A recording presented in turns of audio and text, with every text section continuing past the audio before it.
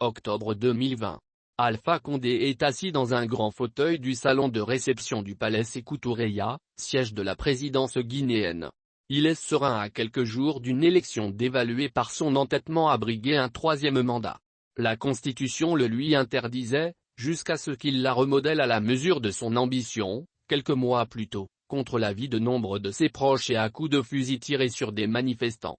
Au même moment, dans un autre pays d'Afrique de l'Ouest, le Niger, son camarade de l'internationale socialiste Mahamadou Issoufou s'apprête à rendre son tablier après ses 2 mandats présidentiels, recueillant les louanges internationales.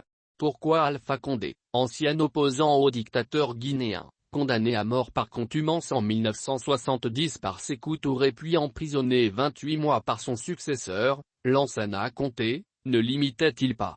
Pourquoi ne pas sortir par la grande porte et inscrire son nom dans l'histoire nationale en tant que premier président guinéen librement élu, en 2010, transmettant démocratiquement le pouvoir? Si Issoufou se retire, avait-il répondu, tranchant, c'est parce qu'il a peur. Peur de son armée et d'un coup d'État.